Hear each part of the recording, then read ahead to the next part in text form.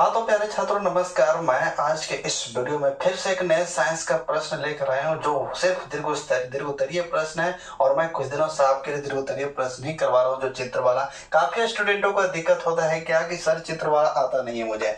मैं आपको इस अच्छी तरीके से समझा देता हूँ। सिर्फ आपको करना क्या है, 2 से 3 बार कॉपी पे प्रैक्टिस करना, इतना तो आप कर ही सकते हो ना। तो चलो देखो, फिगर इस तरीके से आपको बनाना है।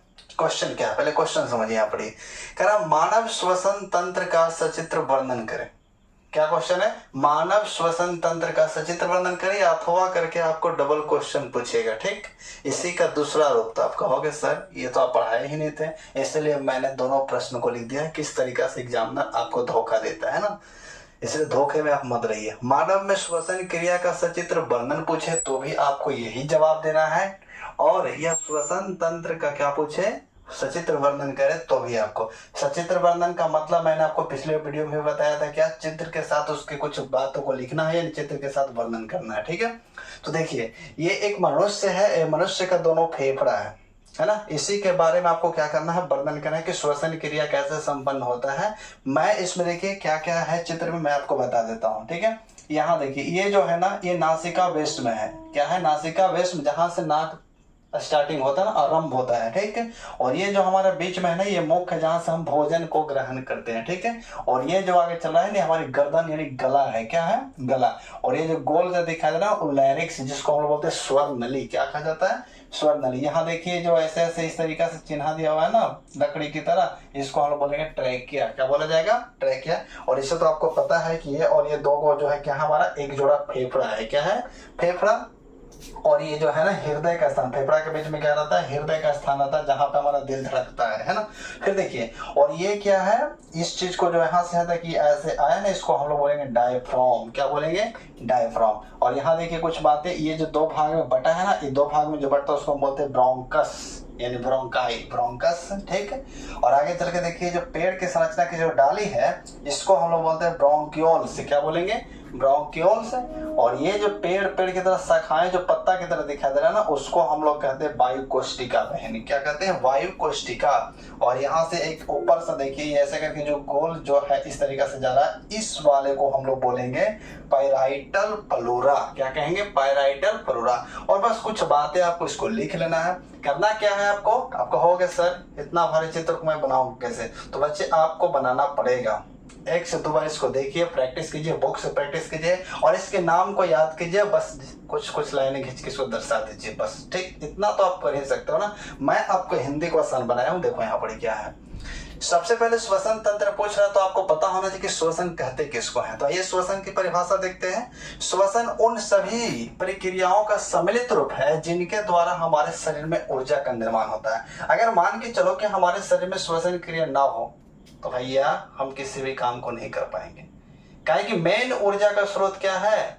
श्वसन क्रिया है। तो श्वसन उन सभी प्रक्रियाओं के सम्मिलित रूप को कहते हैं जिनके द्वारा हमारे शरीर में क्या होता है? ऊर्जा का निर्माण होता है। देखिए इसका एक समीकरण होता है। कहते क्या है श्वसन? मैं समझाता हूं आपको। देखो जैसे कि मान के चलो कि बाहर वायुमंडल है, वायुमंडल से क्या करते हैं हम ऑक्सीजन को नाक के द्वारा खींचते हैं। ठीक है, नाक पहुंचा देगा फेफड़ा में। अब फेफड़ा में बैठा हुआ रहता है कौन? हीमोग्लोबिन रहता है। ठीक है ना, और हीमोग्लोबिन क्या करता है? उस ऑक्सीजन को कॉलर को पकड़ेगा और कहेगा चल बेटा अब तुम्हारा समय आ गया। उसको दौड़ते दौड़ते दौड़ते दौड़ते ट्रक की भांति उसको ले जाएगा। ले जाकर के कहाँ पहुंचा देता है? जा करके पहुंचाएगा उसको कोशिका में। बोलो कहाँ पहुंचाएगा? कोशिका में। और कोशिका में पहले से पता है क्या बैठा रहता है? ग्लूकोज बैठा रहता है। और ग्लूकोज को किसका इंतजार रहता है? ऑक्सीजन का। और वही ऑक्सीजन को हीमोग्लोबिन क्या करता है? उठाकर लेकर आ रहा है ना। तो जैसे दोनों देखता है एक दूसरे को, तुम समझे दुश्मन समझता, मार के उसको तोड़ता है, तोड़ करके उसको 3 भाग में तोड़ देता है। क्या क्या तोड़ता है? तो कार्बन डाइऑक्साइड, जल और ऊर्जा, जिसमें से 2 चीज हमारे शरीर को जरूरत होती है और 1 चीज की जरूरत नहीं होता है। ठीक है, यहां देखिए जैसे ऑक्सीजन ग्लूकोज को मिला, ये टूट कर बन गया कार्बन डाइऑक्साइड, जल और ऊर्जा, जिसमें से क्या है, जल और ऊर्जा हमारे शरीर के लिए लाभदायक है, इसलिए हम इसे रख लेते हैं। और ये कार्बन डाइऑक्साइड को हीमोग्लोबिन क्या करता है, फिर से इसको कॉलर पकड़ेगा और लोड करेगा, पहुंचा देगा जाके कहां तक, फेफड़ा में पहुंचा देगा, और फेफड़ा से क्या करेगा, ढकेल देगा नाक के द्वारा बाहर। इसलिए हम लोग सांस लेते हैं और सांस को छोड़ते हैं। ठीक है, तो श्वसन आपको समझ में आ गया। इन सारी प्रक्रियाओं के सम्मिलित रूप को हम क्या कहते हैं, श्वसन कहते हैं। अगर इतना बड़ा आपको नहीं लिखना है ना, तो भैया आप इतना तो लिख ही सकते हो ना कि श्वसन उन सभी प्रक्रियाओं के सम्मिलित रूप को कहते हैं जिनके द्वारा हमारे शरीर में ऊर्जा का निर्माण होता है। आइए अब देखते हैं श्वसन तंत्र में कौन कौन से भाग लेता है। तो श्वसन तंत्र में प्रमुख अंग भाग लेते हैं। कौन कौन से अंग हैं, तो सबसे पहले हम नासा गुहा को देखें, जिसको हम लोग नाक कहते हैं। देख रहे हो ना, हमारे वाला देखो नाक, हमारा नाक जो है ना बहुत लंबा है, इसको देखना है आपको। ठीक है, देखिए नासा गुहा क्या है, तो नाक श्वसन तंत्र का प्रारंभिक अंग होता है। हम लोग श्वसन कितनी जगह से करते हैं, आप छात्रों से मैं पूछता हूं कि श्वसन हम लोग कितनी जगह से करते हैं, तो कहोगे सर 3 जगह से करते हैं। कहां कहां से, तो पहला नाक है, दूसरा मुंह है, और तीसरा हमारे शरीर का पूरी भाग चमड़ा, जिसको हम लोग त्वचा कहते हैं। शरीर का सबसे बड़ा उत्सर्जी अंग भी है ये, और श्वसन करने का भी तरीका ये आसान है। ठीक है, चलिए देखिए, नाक श्वसन तंत्र का प्रारंभिक अंग होता है, जिसमें 2 छिद्र पाया जाता है। आपको छिद्र, ये देखो ना 2 छिद्र पाया जाता है ना। आप अपने नाक को भी देख सकते हो, ऐनक में निकाल के, इसमें 2 छिद्र पाया जाएगा। कितने छिद्र, 2 छिद्र पाया जाता है। छिद्र की सहायता से हवा को अंदर लिया जाता है, यानी इसी छिद्र की सहायता से हम हवा को वायुमंडल से क्या करते हैं, अंदर खींचते हैं। ठीक, नासा गुहा के दीवार पर बाल पाया जाता है। अगर आप ऐनक निकाल कर नाक के दोनों छिद्र को देखोगे ना, तो उसकी दीवार पर छोटे छोटे बाल पाए जाते हैं। तो क्या करता है, तो हानिकारक जीवाणु और धूल कण को अंदर जाने से क्या करता है, बचाता है। तो यहाँ पे देखिए मैंने वही लिखा है कि जो हानिकारक जीवाणु और धूल कण को शरीर के अंदर जाने से क्या करता है, रोकता है। बस नासा गुहा के बारे में आप इतना लिख दो, इससे ज्यादा जरूरत नहीं है। अगला भाग लेगा ग्रसनी। क्या मिलेगा भाग, ग्रसनी। देखिए नासा गुहा के आगे घुमावदार संरचना को, जो नासा गुहा के आगे होता है ना घुमावदार संरचना, उसको हम लोग कहते हैं ग्रसनी कहा जाता है। ठीक है, 2 भाग हो गया। अब तीसरा मिलेगा स्वर नली। यहाँ जो हम लोग जिससे हम स्वर निकालते हैं ना, आवाज, जिसको कंठध्वनि कहते हैं ना, स्वर नली। देखिए फायरिक्स के पीछे और चौड़ी नली के रूप में खुलती है, जिससे हम लोग स्वर नली कहते हैं। फैरिक्स के पीछे जो एक चौड़ी सी नली के रूप में खुलता है ना, उसी को हम क्या कहते हैं, स्वर नली कहा जाता है, जिसे आवाज का केंद्र बिंदु भी कहा जाता है। आवाज का केंद्र बिंदु भी कहा जाता है। फैरिक्स जिस क्षेत्र द्वारा लैरिक्स में खुलता है, उसे हम ग्लोटिक्स कहते हैं। यानी देखिए यहाँ पर जो होता है ना, एक समझे क्या कहते हैं, उसको हम पट्टी के रूप में कहते हैं ना।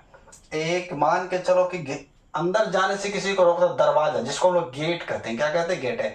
जो हम लोग 2 छिद्र होता है, जिसके एक छिद्र से भोजन जाता है, एक छिद्र से हवा जाता है, सांस लेता है। तो जिस समय हम भोजन करते हैं उस समय वो गेट लग जाता है। जिस समय काहे लगता है गेट, पता है आपको, ताकि सांस वाले नली में जाकर भोजन न चला जाए। इसलिए तो आप सरकते हो, तो कहते हैं ना कि लगता है ना कि कोई हमको याद करा रही, यार कोई याद नहीं करता है।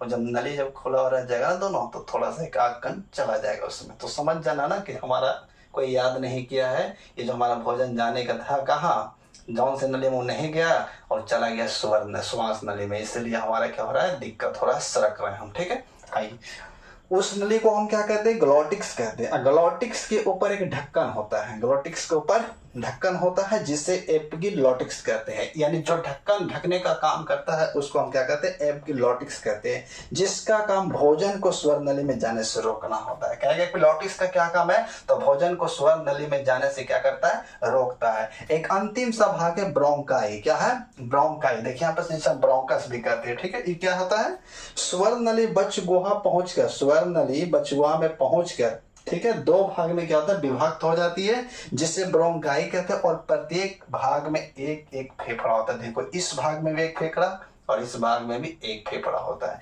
बस आपको इतना हिंदी लिखना, इससे ज्यादा नहीं लिखना। बोलो समझ में आया, यस सर समझ में आ गया। बस इसको 2-3 बार चित्र को प्रैक्टिस करो और साथ साथ हिंदी को 2-3 बार लिखने का प्रयास करो, बस आपका कंप्लीट है। ठीक, नेक्स्ट वीडियो में मैं आपको फिर मिलूंगा। अगर आपके मन में कोई भी दीर्घोत्तरीय प्रश्न का डाउट है तो आप बेहिचक कमेंट कर सकते हैं। तो चलिए मिलते हैं आपको नेक्स्ट वीडियो में, तब तक के लिए धन्यवाद, थैंक यू।